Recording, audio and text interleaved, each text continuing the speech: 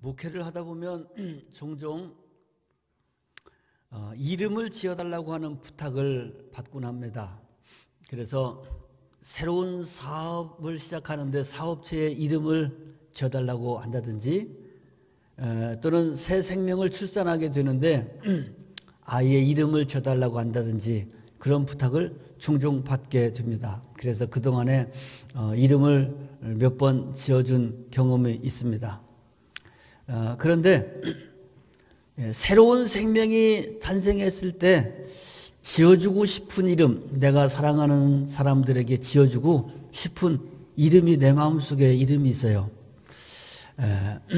아직까지도 그 남아있는 이름인데, 딸을 낳으면 지혜라고 하고 싶고 아들을 낳으면 명철이라고 하고 싶어요.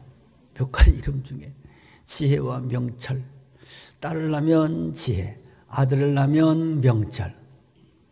그래서 이름을 지어달라고 하는 분들에게 제가 이 이름을 한번 제시한 적이 있어요. 딸을 낳은 사람한테는 지혜라고 했으면 좋겠네. 아들 낳은 사람에게는 명철이라고 했으면 좋겠네. 그 외에도 성경에 이름이 될 만한 이름을 내가 이렇게 좀 제시한 적이 있는데 성공을 못했어요. 성공을 못했어. 왜 이 좋은 이름인데 왜 이 이름을 수용을 안 하는 거냐? 촌스럽다는 거야, 이름이. 아이고, 요즘에 어떤 시대인데 지혜고 명철이야. 촌스러워요. 좀 멋있게 세련된 이름을 좀 줘주세요. 그럼 나한테 아예 물어보지를 말든지. 물어보지를 말든지 물어봤으면은 그 이름을 좀 받든지. 그 몇 차례 실패를 했는데 그랬더니 소문이 쭉 났는지 우리 목사님한테 가봐야 촌스러운 이름밖에 나올 게 없다. 소문이 났는지 요즘에는 나한테 부탁하는 사람이 없어요. 그런데 여러분, 지혜와 명철이라고 하는 이 이름이 참 좋은 이름입니다. 참 좋은 이름이요. 사람이 이름대로 살아간다고 하기 때문에 그 이름이라고 하는 건 무시할 수 없는 중요한 한 요소가 되는데, 지혜, 명철, 성경에 등장한 아주 참 좋은 이름입니다. 지혜라고 하는 그 말은 슬기라고 하는 뜻이 담겨져 있고, 명철이라고 하는 말에는 총명하고 사리에 박다, 그런 그 뜻을 가지고 있는 단어가 바로 지혜와 명철입니다. 특히 이 지혜의 지자는 알지자에다가 그 밑에 날일자를 썼어요. 날일자는 태양을 의미하는 글자죠. 그러니까 알지자 밑에다가 태양을 의미하는 이 일자를 넣었다고 하는 것은 무슨 말이냐?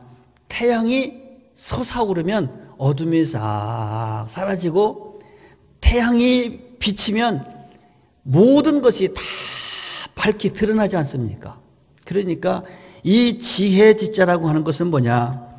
태양이 밝게 비춰서 모든 것을 명확하게 드러내는 것처럼 이 세상의 모든 이치를 명쾌하게 알게 되느니라, 그런 뜻을 가지고 있는 게 지혜 지자입니다. 그러니까 지혜 이름이 얼마나 좋아요.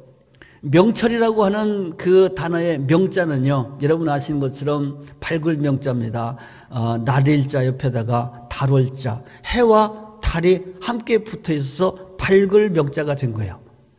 달빛만 해도 밝은데 햇빛까지 같이 있으니 얼마나 밝겠습니까?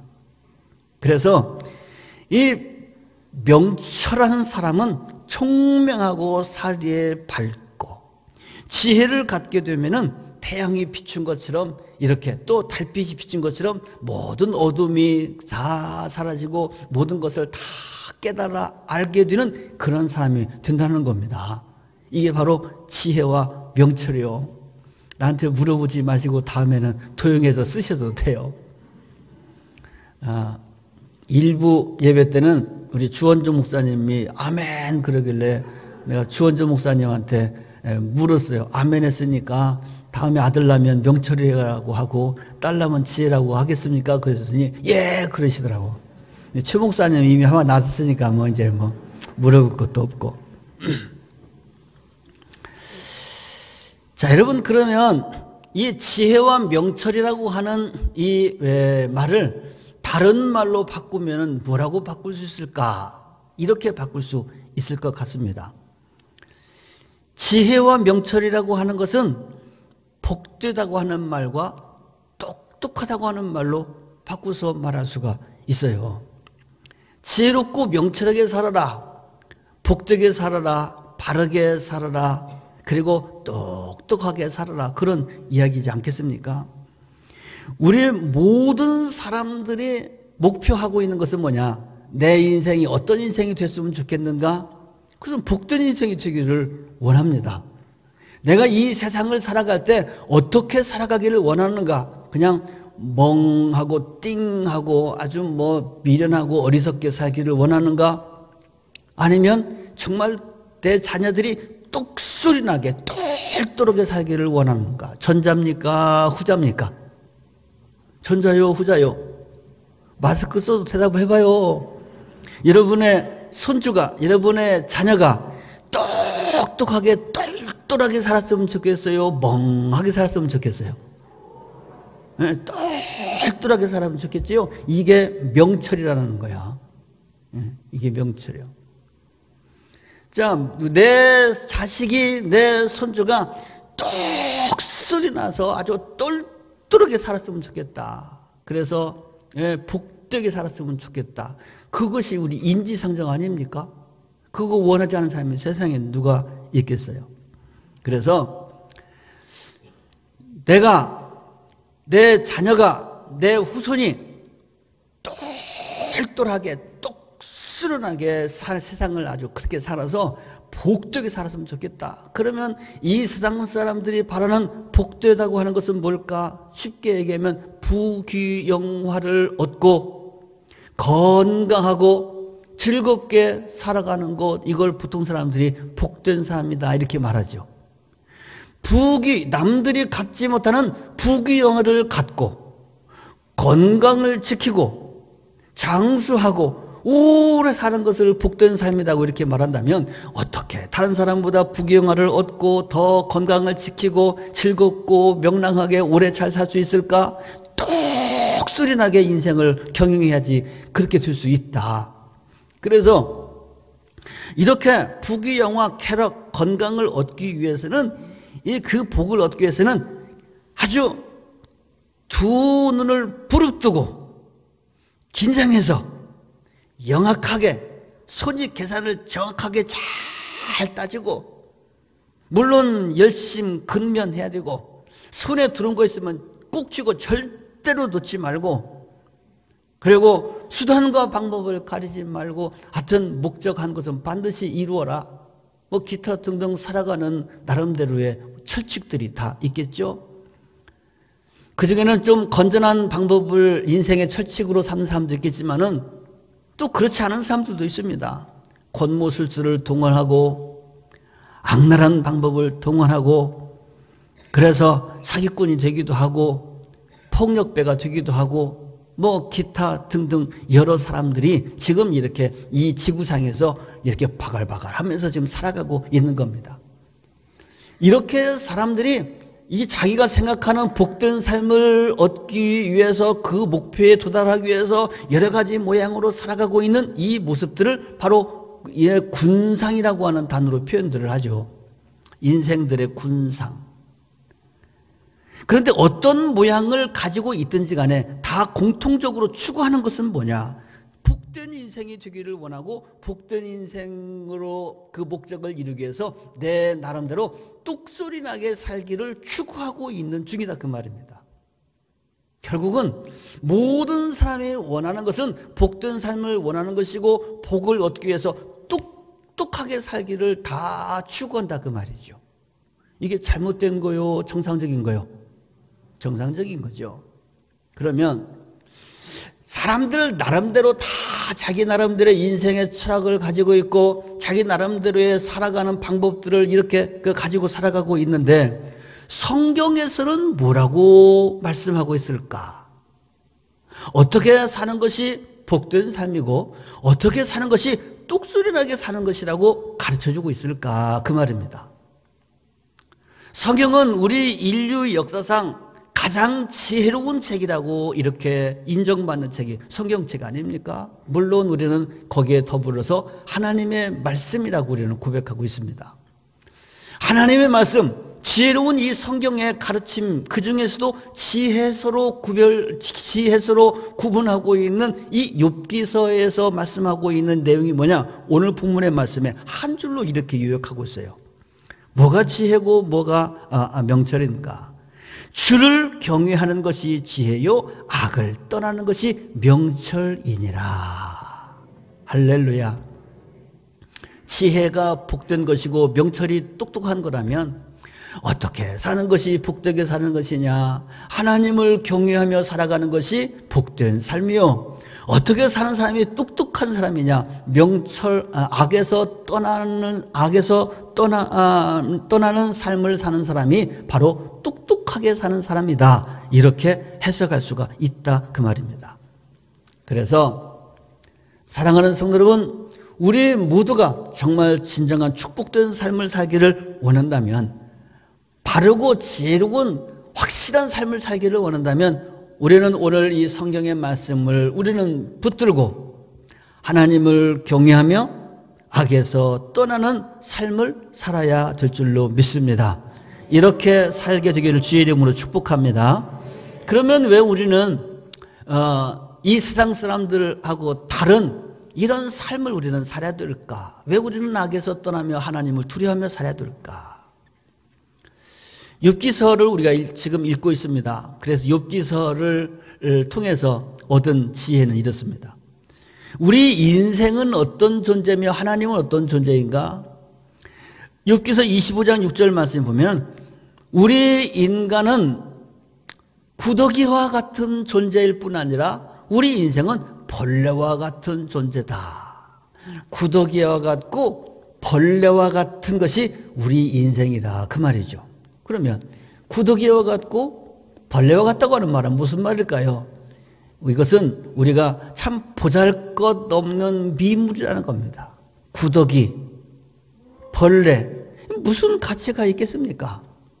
별로 가치 없는 인생이라는 얘기고 미련한 인생이라고 하는 얘기고, 그리고 그 살아가는 모습들이 참 불성스러운 모습들이라 그 말입니다. 우리 사람이 그런 존재예요. 우리는 구더기와 같이 벌레와 같이 별로 가치도 없고 미련하고 어리석고 살아가는 모습들도 참 더럽고 냄새나고 불성스러운 게 살아가는 게 우리 인생이지만, 여기에 비해서 우리 하나님은 어떤 분이신가? 그 하나님은 별빛도 달빛도 하나님 앞에서는 빛날 수가 없으며, 그분은 절대자요 창조주요 우주를 관장하시는 분이요 모든 생명체의 생사화복을 주관하시는 분이신 것을 성경에서 욥기서에서 우리에게 가르쳐주고 있다는 사실입니다. 할렐루야. 그래서 욥기서를 읽어보면 이 욥의 친구들과 욥이 서로 대화하는 장면들이 많이 등장하는데, 그 중에 그런 얘기가 등장합니다. 욥기서의 중요한 지혜 중에 하나는, 가르침 중에 하나는 뭐냐면 교만하지 말라는 거예요. 교만 금지, 항상 겸손할 것. 왜 우리는 교만하면서는 안 되고 항상 겸손해야 될까? 앞에서 말한 것처럼 우리는 구더기와 벌레 같은 존재, 무지몽매하고 하찮고 가치 없고 더럽고 추하고 불성스러운 존재지만, 하나님은 존엄하신 분이고 하나님은 창조주시고 우주를 관장하시는 분인데, 우리 인간이 똑똑하다고 그러지만 하나님의 그 놀라운 지혜를 어떻게 우리가 다 헤아릴 수가 있겠느냐 그 말이죠. 그래서 38장에 보면 그런 얘기가 있습니다. 하늘의 별들의 궤적을 결정하시니가 누구냐? 하나님이시다. 수평선은 누가 만들었냐? 하나님이 만드셨다. 해안선은 누가 만들었냐? 하나님이 만드셨다. 수평선의 의미는 하늘과 땅을 나누는 그 기준점이 수평선입니다. 해안선이라고 하는 것은 바다와 육지를 나눌 수 있는 경계선이 이 해안선인데, 이 해안선에 아주 묘한 법칙이 있죠. 바다가 아무리 매일 밀물이 끊임없이 파도가 육지를 향해서 밀려오지만 해안선을 넘어설 수가 없어요. 참 신기하지 않습니까? 강물은 뚝을 넘을 수 있지만 바다는 절대로 해안선을 못 넘습니다. 해안선을 누가 정했냐? 하나님이 정했다는 겁니다. 그래서 더 이상 바닷물은 넘어오지 말아라 하고 금을 그었더니 바닷물이 절대로 해안선을 넘어오지 못한다. 바람이 어디서 와서 어디로 가는지 그 바람의 길목을 누가 결정하냐? 하나님이 결정한다. 기타 등등 이 모든 세계, 모든 자연, 우주의 모든 법칙은 하나님, 창조주신 하나님이 다 만드셨는데 네가 그 원리를 알고 있느냐 그 말이죠. 그래서 사람이 아무리 똑똑하다고 그러지만 하나님의 그 오묘하신 진리를 다 알 수 없으니 네 머리로 구더기 같은 머리로 벌레 같은 머리로 이해가 안 된다고 해서 하나님이 죽었네 살았네 있네 없네 선해 하나님이 악하네 선하네 이런 소리 하지 말라는 거예요. 교만 떨지 말라는 겁니다. 겸손하라는 겁니다. 이게 욥기서를 통해서 우리 미련한 인생에게 주시는 교훈의 말씀 중에 한 부분입니다. 그런데 또 한 가지 중요한 하나님에 대한 가르침이 있습니다. 이 하나님이 참 존엄하시고 창조하시고 능력 있으신 이분이 또 감찰자가 되신다는 거예요.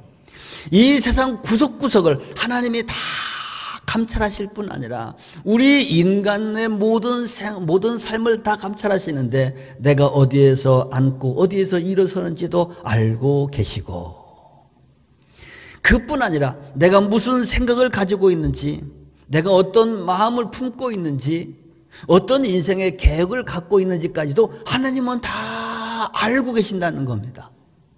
그러니 또 한 가지 중요한 교훈을 주시고 있습니다. 첫째, 교만하지 말고 겸손하라고 했죠. 또 하나는 뭐냐면 악에서 떠나라는 겁니다. 악에서 떠나도록 해라. 네 손에서 악을 멀리하고 너의 장막에 불의가 깃들지 아니하도록 하여라 하고 말씀해 주시고 있는 겁니다.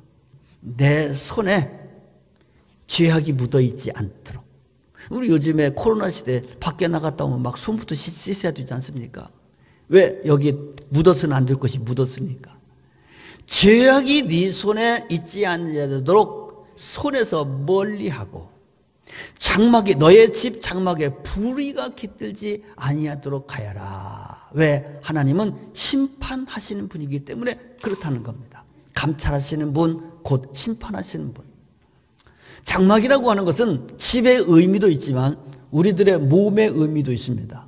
내 몸의 장막 속에 불의가 깃들지 아니하도록 해야 되느니라 하고 가르쳐주고 있는 것이 바로 욥기서의 교훈의 말씀인 줄로 믿으시기 바랍니다.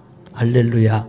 그래서 우리는 하나님과의 관계를 잘 복되게 유지해야 되는데 욥기서 22장 21절 말씀에 보면은 하나님과 화목하고 평안하도록 하여라. 그러면 너에게 복이 임할 것이니라 하고 말씀해 주시고 있습니다. 어떻게 하나님과 화목하고 평안할 수 있을까? 아니 어떻게 하면 하나님과 불목하고 우리는 불안하게 될까? 내 장막 속에 불의가 깃들고 내 손에 죄악이 묻어 있을 때 하나님과 불목하고 우리는 불안한 인생이 될 수밖에 없다고 하는 겁니다. 자, 그래서 지혜와 명철이라고 하는 건 뭘까? 하나님을 경외하고 악에서 떠나서 늘 겸손하고 우리의 손과 우리의 심령 속에 악이 존재하지 아니하도록 우리의 경건한 삶을 살아가는 것, 이것이 복된 삶이요 이것이 똑똑하게 살아가는 방법이다 그 말입니다. 그렇다면 지혜와 명철은 어떻게 구할 수 있을까? 어디서 만날 수 있을까? 하고 질문을 던지게 되는데 사실은 오늘 28장 28절 한 절 읽었습니다만 28장 전체가 1절부터 마지막 절까지 전체가 이 질문에 대한 이야기입니다. 도대체 지혜는 어디서 얻으며 명철이 있는 곳은 어디일까? 1절에는 이렇게 말합니다. 은이 나는 곳이 있고 금을 재련하는 곳이 있다. 철은 흙에서 캐내고 동은 돌에서 녹여내느니라. 3절 사람은 어둠을 뚫고 모든 것을 끝까지 탐지하여 어둠과 죽음의 그늘에 있는 광석도 탐지한다. 무슨 말일까요?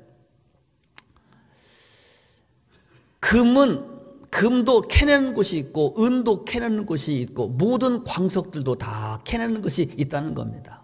사람은 자기가 발견하고 캐내려고 하는 것이면 땅속까지 파고 들어가서 갱도를 파고 들어가서 석탄을 캐기도 하고 금을 캐기도 하고 바닷속에 들어가서 해산물을 캐내기도 하고, 하여튼 사람들이 세상 곳곳을 다니면서 탐험하고 파내고 이렇게 얻어내지만 지혜와 명철이라고 하는 것은 땅속을 아무리 파고 들어가도 거기에 없고 바다에 들어가도 없고 사람이 살고 있는 지면 어느 곳을 봐도 지혜와 명철을 찾을 수가 없다는 겁니다.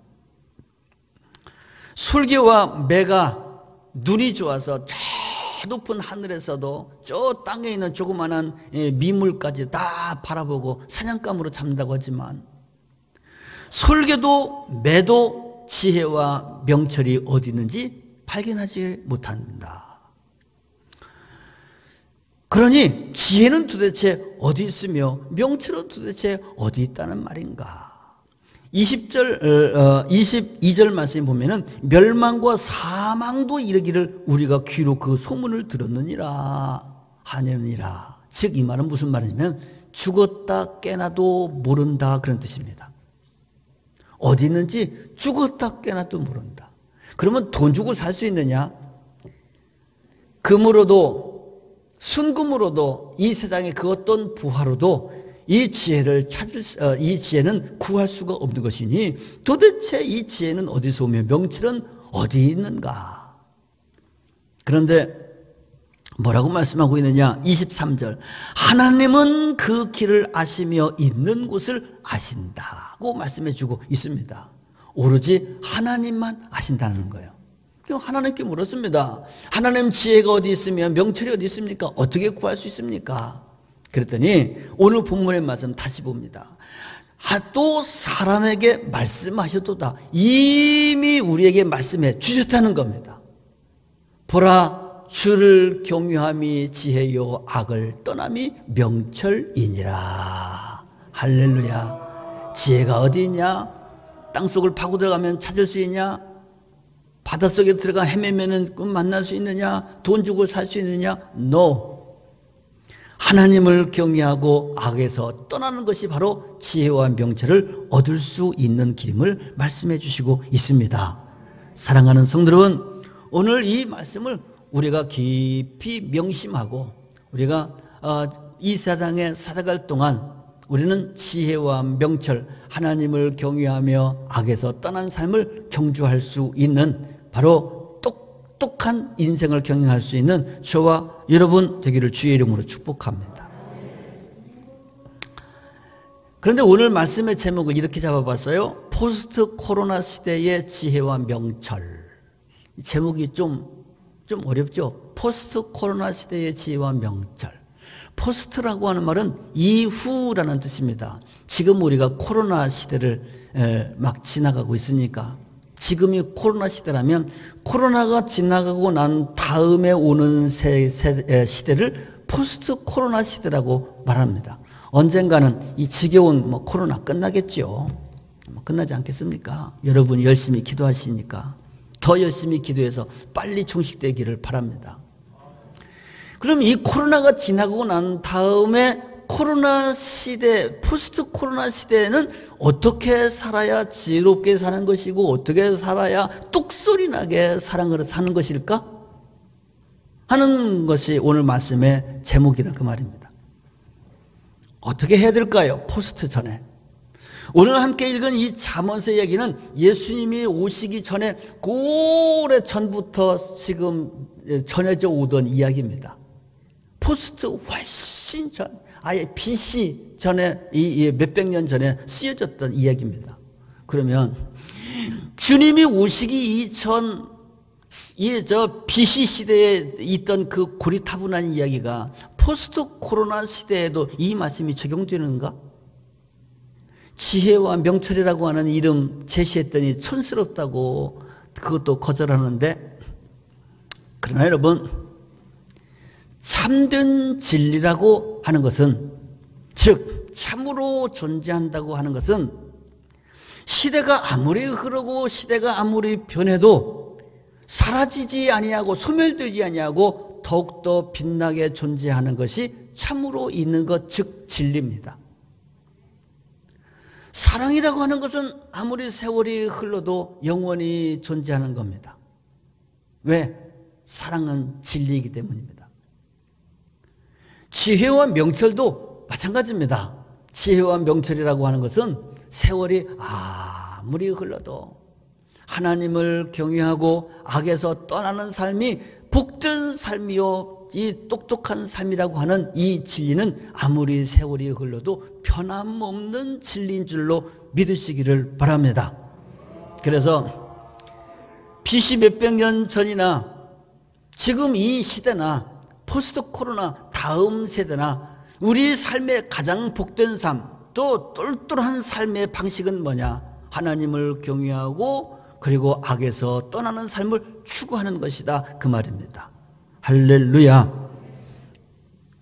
그러면 좀 더 구체적으로 포스트 코로나 시대, 이 코로나 시대가 지나고 나면 하나님을 경외하는 방법은 뭘까? 어떻게 하는 것이 이 명철하게 사는 방법일까? 하고 다시 한번 질문을 던진다면, 저는 이 코로나 시대를 맞이하면서 지혜를 하나 깨달았어요. 아, 답이 여기에 있네. 답이 여기에 있어.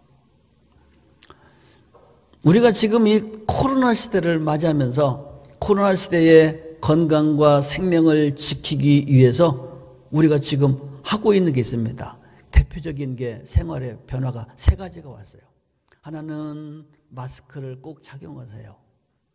또 하나는 손을 꼭 깨끗이 씻으세요. 세 번째는 거리 두기를 철저히 해주세요. 그리고 한 가지 더 있다면 질병관리본부, 질본이라고 그러죠. 질병관리본부에서 전달하는 지시사항을 잘 듣고 따라주세요. 그게 우리 지금 이 코로나 시대에 건강과 생명을 지킬 수 있는 이 최소한의 방법이고 철칙이지 않습니까? 그래서 여러분들이 지금 마스크를 착용하고 예배를 드리고 있는 겁니다. 코로나 시대가 돼서 참 많은 게 변했어요. 세상에 어찌 하나님 앞에 나와 예배하는데 마스크를 쓰고 예배를 드릴 수가 있어? 이 상상도 못 해보았던 거 아니겠습니까?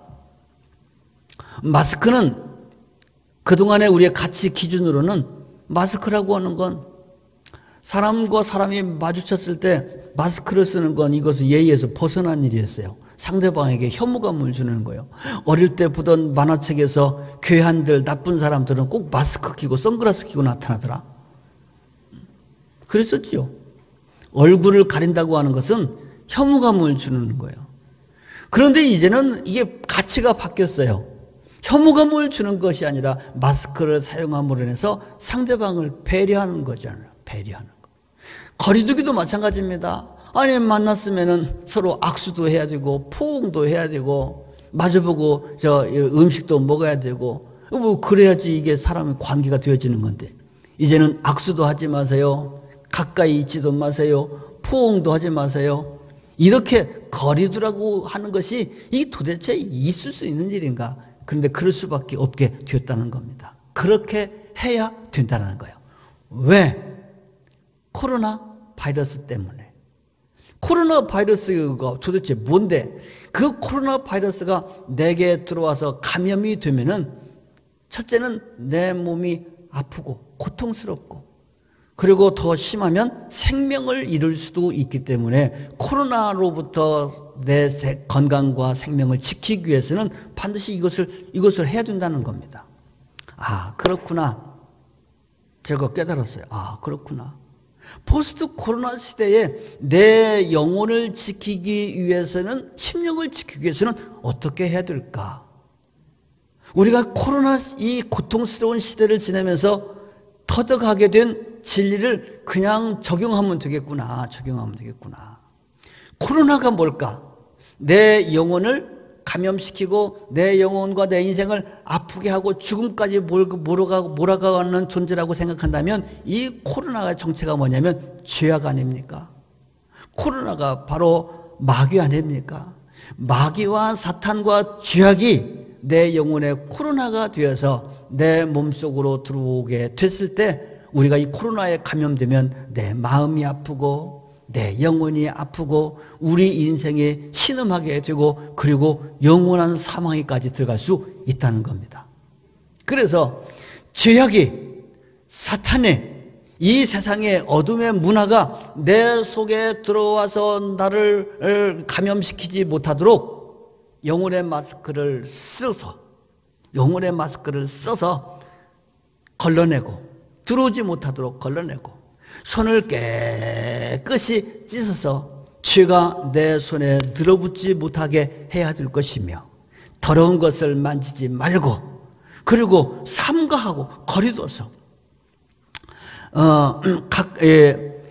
만지지 말 것 만지지 말고 가까이에서는 안 되는 거 가까이 하지 말고 우리들의 철저된 삶을 떠나서 삶을 추구하고 즉 악에서 떠나는 삶을 통하여서 우리의 영혼을 영혼의 코로나로부터 지켜낼 수 있다는 겁니다. 할렐루야. 그래서 우리가 이 코로나를 지나고 있는 중간에 연습했던 것, 습득했던 것을 포스트 코로나 시대에 지혜롭게 적용해야 된다는 겁니다. 마스크를 쓰고 손을 씻고 거리를 두고 즉 우리들이 걸러낼 것은 걸러내고 만지지 말 것 만지지 말고 청결을 유지하고 그리고 악에서 떠나는 죄악으로부터 격리된 삶을 실천할 수 있을 때 죄악과 마귀와 사망의 영혼의 코로나로부터 우리를 지켜낼 수 있다는 겁니다. 할렐루야. 이것이 바로 정리된 것이 지혜로 하나님을 경외하는 것이요 악에서 떠나는 지혜와 명철의 삶인 줄로 믿습니다. 포스트 코로나 시대 변함없는 원리는 지혜와 명철을 추구해야 된다는 것이다. 그러면 이 지혜와 명철을 어떻게 우리가 얻을 수 있을까? 지혜와 명철 얻을 수 있는 그 방법, 장소가 있습니다. 그게 뭘까요? 그건 바로 하나님의 성전에 나와서 예배를 승리해야 됩니다. 예배를 통해서 우리는 영혼의 마스크를 쓰고 우리들의 영혼의 손을 씻고 그리고 우리는 이 세상과 죄악으로부터 격리될 수 있는 거리를 둘 수 있는 지혜와 은혜와 능력을 얻게 되는 줄로 믿으시기를 바랍니다. 할렐루야. 이 코로나 시대를 맞이하면서 참 여러 가지로 많은 이 주문들이 들어오고 있습니다. 그 중에 한 가지가 사람들이 많이 모이는 곳에 가지 마라. 사람들 많이 모이는 곳에 가지 마라. 그 중에 하나가 교회다. 그래서 교회 문 닫아라. 예배 모이지 말아라. 그래서 한참 동안 교회도 문들 닫고 그랬지 않았습니까? 지금도 아직까지도 완전히 그 해소가 아직 덜 됐습니다. 아직도 다 완료가 안 됐으니까. 교회 가는 걸 두려워하고 교회 가는 걸 염려하고 걱정하고 하는 분들이 아직도 많이 있습니다. 물론 충분히 이해가 되고 물리적으로는 물론 그 말이 맞습니다. 우리도 그래서 최대한으로 방역에 힘쓰고 있고 힘써야 되는 것은 당연한 일입니다. 그러나 사랑하는 성도 여러분, 포스트 코로나 시대에 지금 이 코로나 시대에 이 시대에도 가장 중요한 원리는 어떻게 하면 우리가 복되게 살아갈 수 있을까? 어떻게 하면 똑소리나게 바르게 지혜롭게 살아갈 수 있을까? 그것은 하나님을 경외하는 것이요 악에서 떠나는 것이 가장 복된 삶의 비결이라고 하는 것을 우리가 고백하게 된다면 그것을 배울 수 있는 곳이 어디냐 그 말이에요. 내 영혼의 마스크를 착용할 수 있는 곳, 내 심령을 깨끗하게 해결할 수 있는 것, 죄와 사망으로부터 마귀로부터 우리의 거리를 유지할 수 있는 그곳이 어딘가? 아니, 우리의 영혼의 질병관리본부 질본이 어딘가? 질본에서 지도하는 지도 방침을 잘 듣고 이해하고 명심하고 준행할 때에 코로나 시대를 이길 수 있는 거 아닙니까? 그 질병본부가 바로 이곳입니다. 이곳이에요. 여기서 선포되는 영혼의 코로나를 방지하기 위해서 우리가 갖춰야 될 지침서를 우리가 이곳에서 받고 무시하지 말고 중요하게 생각하고 경청하고 명심하고 준행할 때에 영혼의 코로나로부터 우리를 지켜낼 수 있다는 겁니다. 그래서 우리는 더 열심히 이 세상이 흉흉해지면 흉흉해질수록 더 열심히 우리는 이 성전에 나와 예배하기를 힘써야 됩니다. 예배를 통해서 하나님을 만나고 예배를 통해서 하나님의 은혜를 입는 거 아니겠습니까? 지혜라고 하는 이 한자어를 공부하다가 또 한 가지 재미있는 놀라운 원리를 하나 발견했어요. 지혜라고 하는 그 지자가 알지자 밑에다가 날일자라고 했죠. 알지자에서부터 파생된 것이 그 슬기 지자랍니다. 그런데 이 알지자가 뭘로 구성되어 있냐면 화살시자라고 하는 글자하고 입구자가 합해서 알지자가 되는 거예요. 그래서 입구 옆에 화살을 의미하는 시자가 함께 있어요. 그래서 이 알지자를 풀으면 무슨 뜻이 되냐면 입에서 나오는 화살이라고 하는 뜻입니다. 그러니까 입에서 나오는 화살이 있는데 이 입에서 나오는 화살을 밝히 마치 해가 뜬 것처럼 밝히 알게 되는 것이 이것이 지혜라고 하는 겁니다. 입에서 나오는 화살이 뭘까? 먼저 화살이라고 하는 것은 존재 목적이 뭐냐면 상대방을 죽이려고 하는 것이 화살입니다. 화살이 죽이려고 하는 거 아니에요? 그러면 우리 사람들의 입에서 나오는 죽음의 화살이 있다는 겁니다. 아니 내 입을 통해서 들어오는 죽음의 화살도 있을 수 있다는 겁니다. 그게 뭘까? 이 시대의 죽음의 화살, 입에서 나오는 죽음의 화살, 그게 바로 코로나지요, 코로나. 그래서 입을 막는 거 아니겠어요? 마스크 하는 거 입 막자는 얘기지. 왜? 바이러스가 나가지 못하게, 들어오지 못하게. 죽음의 화살이 나가지 못하게, 들어오지 못하게. 사랑하는 성도 여러분, 그렇습니다.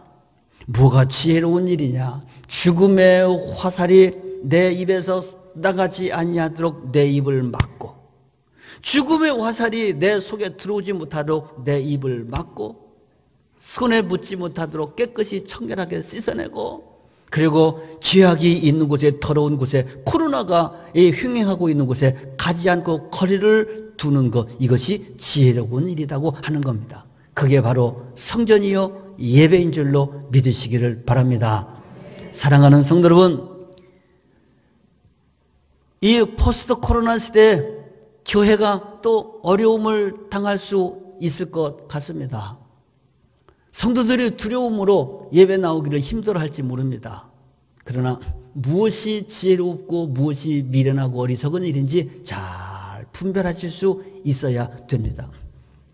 어려울수록 질병본부 질본의 지시사항에 귀를 기울이고 그 말에 따를 때에 지켜낼 수 있는 것처럼 우리는 이 어려운 시대일수록 더 하나님 앞에 나오기를 힘써서 교회 문을 활짝 열고 주님의 말씀에 귀를 기울이고 명심하고 준행해야 될 것입니다. 5월 마지막 주, 다음 주일이죠. 5월 31일 마지막 주일을 한국교회연합회에서는 예배 회복의 날로 이렇게 선포를 하면서 우리 한국교회 모든 교회가 예배가 회복되도록 하자 하고 목표들을 정하고 기도운동을 지금 벌이고 있습니다. 우리 교회도 먼저 이미 이제 문을 열어서 예배를 드리기 시작했습니다만은 아직도 완벽하게 회복되지는 않았습니다. 우리가 이 코로나 시대에 더 마음을 다해서 힘을 다해서 우리는 이 코로나 시대가 종식될 수 있도록 기도해야 될 것입니다. 교회마다 문을 닫아서는 안 되고 교회가 활짝 열려야 될 것이고 우리는 이 죽음의 화살을 두려워할 것이 아니라 우리는 지혜롭게 마스크를 쓰고 지혜의 마스크를 쓰고 지혜의 물로 손을 씻고 그리고 지혜로운 거리두기를 통하고 하나님의 질병본부의 지시를 잘 받아서 우리는 이 어려운 시대를 슬기롭게 헤쳐나가야 되겠습니다. 오늘도 주님의 은혜와 역사가 여러분과 함께 해주시기를 주님의 이름으로 축복합니다. 기도드리겠습니다.